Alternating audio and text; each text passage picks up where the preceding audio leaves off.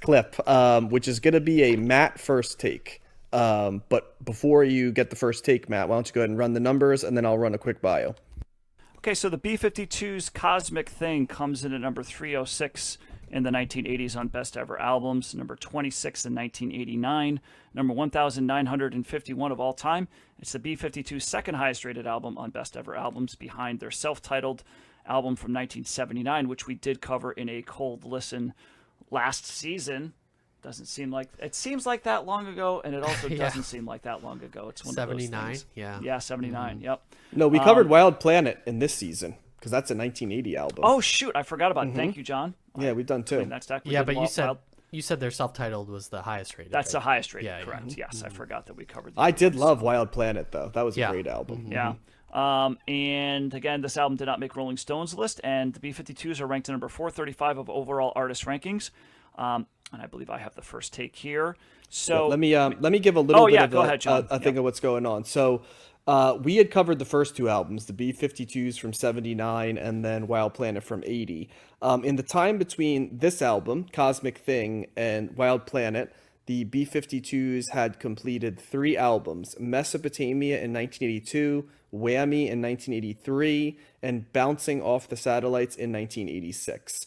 And I think the one thing we need to be aware of heading into this album is that, unfortunately, after Whammy and shortly before Bouncing Off the Satellites is released, he is on it, Ricky Wilson, the lead guitar player for the B-52s, had passed away from AIDS-related complications in this. So this had a huge effect on the band because going into this album, instead of hiring a new guitarist, their drummer actually learned to play the guitar parts on this album to take over, and they hired out a drummer separately. So that is a huge personnel change. And also the space between 1986 and 1989 is a long period of time. As you might imagine, if you remember, Ricky Wilson's sister is Cindy Wilson, otherwise known as the blonde female member of the band. So you can imagine, she has stated that she had no idea her brother was sick,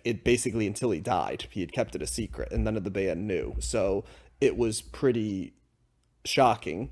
The band, as was apt at the time, right, initially said he died of natural causes, but then did relatively quickly say that it was from AIDS related complications. So there were a lot of people heading into this album that thought the B-52's time kind of had passed, right, and that they really didn't have anything left. And this album was just them really connecting with two people that become the secret sauce. They find Nile Rodgers of Chic, which is a pretty good person to have recording wise. He's another borderline Hall of Famer, and a guy who's also coming up a lot. Don was the producer of this. So you take the B-52s, you take the drummer, and you make him the guitarist. You hire out another new drummer. You bring Don Was in to produce. You bring Nile Rodgers in to produce the other set of sessions. So basically, half of it was with Don Was and half of it was with Nile Rodgers. And this was sort of what ended up being a comeback album for the B-52s, and is by far their biggest selling album, and was a pretty gigantic smash hit. Interestingly enough, in 1990, Cindy Wilson, like pretty much right after this, right, she decides to leave the band for a while to go start a family. And in one of these things that you can't make up if we go, the B-52s end up hiring a replacement for her, who was Julie Cruz. We'll be covering in segment number 6. Yep. Which there was a lot of kismet there in terms of these just happening to be on the same episode, but also in no earthly place would I have imagined that Julie Cruz would be a member of the B-52s, but sure enough, she became it. So when I read that part of the bio, I was like, you got to be kidding me. Holy cow, how about that? So there you go. And so throughout much of the early to mid 90s, instead of Cindy Wilson in the live shows, they've got Julie Cruz playing the role of her before Cindy Wilson came back. And actually the B-52s are going to be playing in mid-July in Asbury Park near me, and I am toying with going to that show because it's considered to be their last tour. So yep. So there's a little bit of bio for you that I hope is helpful. So Matt, you get first take, I get second, Josh will get third. Yeah, so there are certain artists out there that I've been aware of for forever. I mean, this album, you mentioned that this was their biggest selling album, and it's got two massive hits with Love Shack and Rome. Love Shack in particular is I mean, just, that's their biggest song it's ever. that song was on MTV. It was just, I just remember that song was all over the place. And so I remember when it came out, my thinking was like, okay, I think I liked the song fine as for Love Shack. And they struck me as a band that was, yeah, it was an older band, right? That was like, I knew that it was kind of like a comeback record for them, but it also wasn't something that was terribly in my lane or something that I was, in the late 80s was kind of, really paying attention to for whatever reason. So it's kind of just like, okay, it's the B-52s. They're fine, whatever. They're the Love Shack band. And I think doing this podcast now is like, it's one of those, I'm glad we're going back because there's definitely a deeper appreciation for them. Very much similar to, Talking Heads. It's kind of like a similar reaction from me is that, because this is another album. It's just like, what the hell is wrong with this album? Like freaking nothing, like this is a great, and it also like listening to it more and over the years, like I just, realized how great of a song Love Shack is. That is a really top notch pop song all the way from the the beginning parts of it to like the breakdown of like the way that it kind of changes, on you with that bridge part, the bang, bang, bang on the door part like that, which is like adds this really interesting, more complicated element to the song. And they're like the Talking Heads. There's this quirky, goofy nature, particularly I think with what is it? Fred Schneider, the lead singer? Yep. He's got this kind of nerdy, nasally kind of voice that it's like this theatrical comedian kind of thing that he's doing. And that's part of his, his shtick in the video as well as kind of being this. I would say like, campy is always how I've kind of I was just going to described say this, yep. like a John Waters kind of, personality definitely in in that some vein. way, but listening to this record, there, obviously there's 10 songs. I knew 2 of them, so the other 8 were unknowns to me. But I really enjoyed this. It's a very danceable record. That's kind of one of the first things. It's got some funk elements to it, which Nile Rodgers makes sense that there's that influence there. I really like the layering of the female vocalists, Katie Pearson and Cindy Wilson. Cindy Wilson. I think that they harmonize sometimes, but I think a lot of times they sing in sync with each other, and it just sounds great. It's just like the extra layer of female vocals that really adds something to the band. But it's great pop music. It's great. There's some rock elements. There's funk. There's like kitschy indie kind of slightly avant-garde, but it's all very melodic. This is not an off-putting record at all. But it just goes to their overall aesthetic and the sound that we've heard with their previous records, and I think my biggest takeaway, in covering them, the last, and I forgot about the other album in the 80s that we did cover, but I've liked all of their stuff, and it's something that like I'm just feeling it's one of those things where, don't judge a book by its cover if it's not something, because initially I was just like, yeah, this band, just their look and their aesthetic, yeah, that's not really what I'm into right now, but damn if this music isn't great. And just a really interesting band that I think I don't think it's hard for anybody to really get down to. So yeah, I'm thumbs up on it. And I certainly have a higher appreciation for them. Yeah, I just continue to really enjoy what the B-52s are because they really exist in somewhat their own lane as a band. Their compositional structure is fascinating because they put these songs together and you're like, where did they, like when you, Love Shack was so omnipresent that I don't think you realize kind of how like subversive it is too. It's like 6 songs in the same song when you really listen to it. There's a lot going on in that song. It's kind of like how Rock Lobster had like Yeah. all of this different shit going on. And in this album, Junebug has a lot of stuff going on in it. And Junebug's hilarious also because they take this, it's basically about a woman in full bloom, right? Who is, she's in touch with her sexuality, shall we say. And they write like sort of like with nature themes, but also like sort of like they use symbolism and stuff for different stuff, but also this one's a little bit more direct than maybe some of the other stuff. Like there's one like let's glide behind a wall of vegetation, no prying eyes on a love celebration. Like it's stuff like that. Yeah. They kind of let the guides you there, but you can also laugh about it a little bit because they kind of celebrate it. While also there, it's like there's snakes and snappers on cypress knees and stuff like that. And I was just kind of, even the Razorbacks get out of her way and stuff like that. It kind of makes me laugh, the thing. And it's a great song on top of it. Matt mentioned the two big hits. Channel Z was a relatively big song as well. I remember getting this album when I was 9 years old. And I remember being intrigued enough that I bought like a greatest hits album from the B-52s.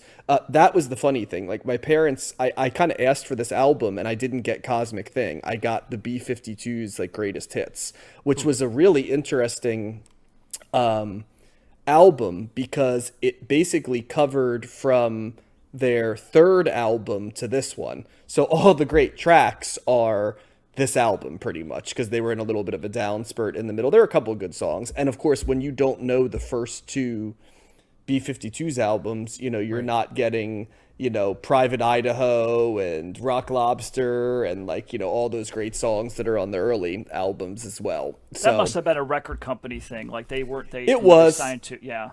Yeah, and it wasn't a bad album, but you definitely are like, oh, and it wasn't really till later that I realized, oh, the B-52s have these other two albums that are just chock full of hits, and they weren't on that greatest hits album. So my parents usually nailed it in terms of what they bought me, but that was one where they saw that Love Shack was on it, right, and Rome was on it, and they were just like, oh, this must be it, and it's like, not so much. So I was not aware of how funky this album was. You can pretty much tell exactly what the Don was and the Nile Rodgers tracks are because there's about half of this that have like stunningly good bass lines. It's like, well, nothing against Don Was, but that's not going to be, we've covered enough Nile Rodgers albums like that Diana Ross album and stuff that are just filled with these immaculate bass lines, right? That I can recognize his production style a mile away.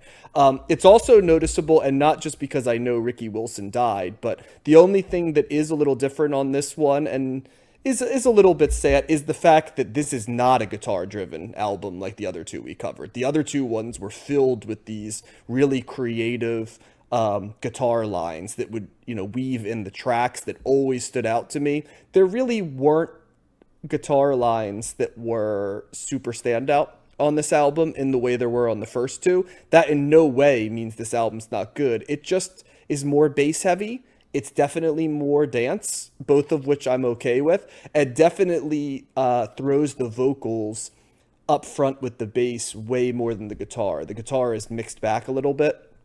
And why not? I mean, you have somebody who's basically trying to play in the style of another player, but as much as he tried, I just think it's kind of hard to replicate what Ricky Wilson did for the B-52s because he had a very distinctive way of playing the more I listened to the B-52s, and the thing I could say about that band is after both of those albums we covered, I voluntarily wanted to listen to them and even played parts to friends of mine. I'm like, are you guys aware of how good the B-52s are? And so I became a little bit more aware of them. And so that was the one standout thing I saw, that it definitely was more of the three primary singers and their aesthetic that's always there, but in the front, and the bass line pushed up in the front. With the dance heavy thing, which was the theme. So, but easy thumbs up for me on this one. Really enjoyable and type of band that I love to have around, just because I just always think they take an interesting angle to the music they make, and I appreciate sort of their offbeat sensibility. Yeah, I'm right with you guys. Wild Planet is a really highly rated album for me on my rankings right now in our cold listens, and this album it continued to impress me with the band. And did we do that without Matt, Josh? Was it just me and you, I think? Maybe so. I think it might have been, yeah. I don't remember. Yeah, okay.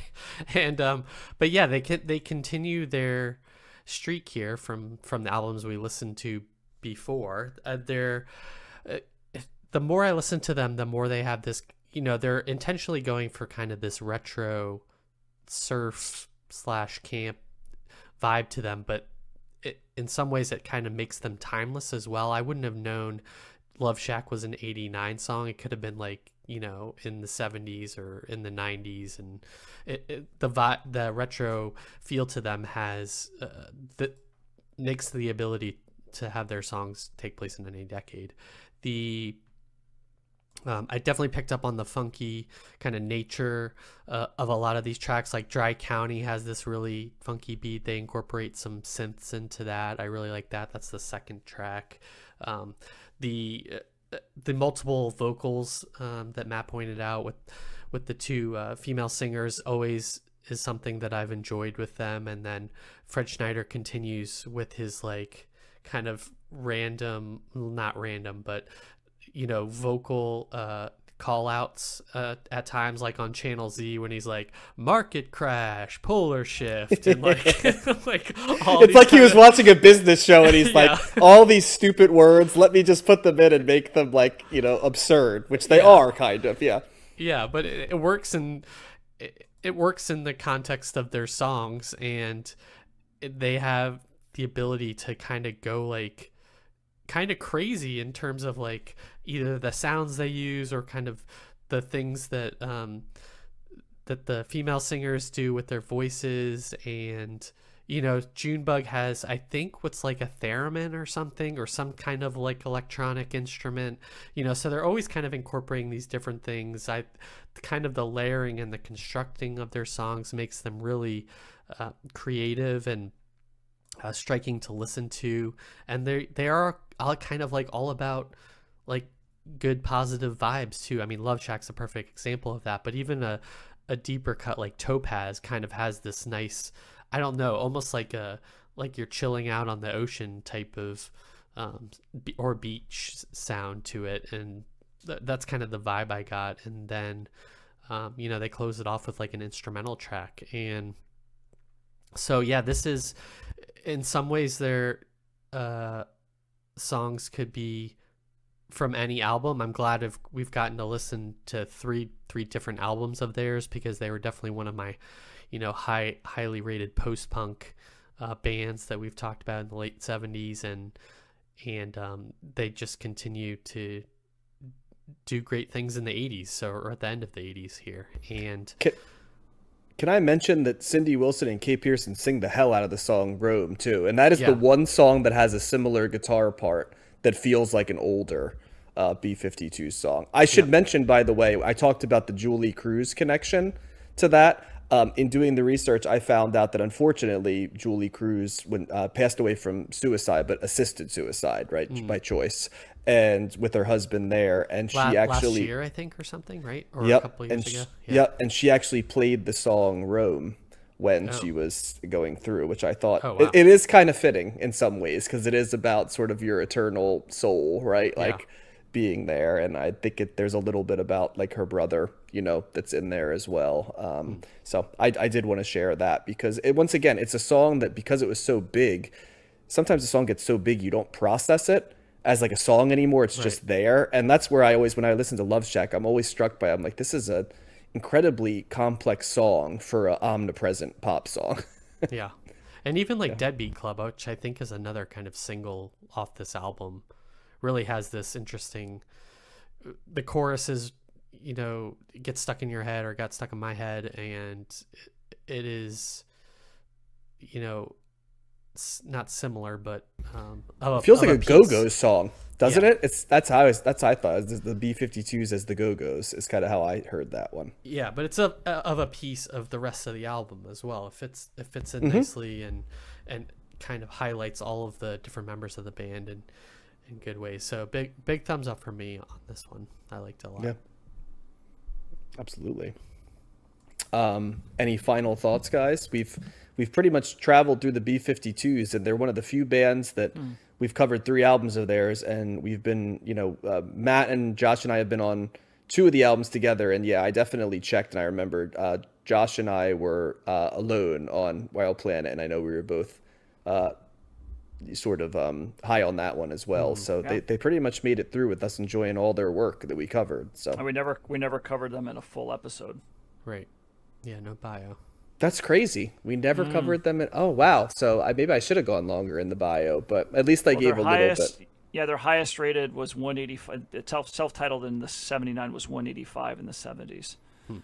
And this was 306 in the 80s. So yeah, I feel like that should B-52's be album higher. 185 in the 70s is way too low. Yeah. they're Way kind of too low. underappreciated, at least on best ever albums. I mean, I will say the 70s. I mean, the 70s. It seems like that might be the. If you're looking at the biggest heavy hitters that are making the best albums, I think the 70s were the most competitive, perhaps. I would agree with that. You know, based on at least whatever best ever albums is giving us, but yeah, 185 in the 70s, so they weren't even close to making the top 100 there. So, but still solid. Yeah. Having covered over 200 albums in the 70s, I feel like that's a little low. Yeah. Right. So, okay, 2 down, 4 to go. So we're 1/3 of the way through our Oh albums. wait, I might say the worst thing about the B-52's album that we just covered might be the album cover. Oh, you didn't like that? I like their other album covers better. I liked like the 50s nature of like the other two. This was kind of more. The album cover is a little dated there with the rainbow. I don't know. Well, And the logo there. That's I don't know. it doesn't I like the other scream ones better. 1989 to me. It screams like, sort of like it's their vibe, kind of. I don't know. It's neutral to me, I guess, Yeah. would be how I'd describe it.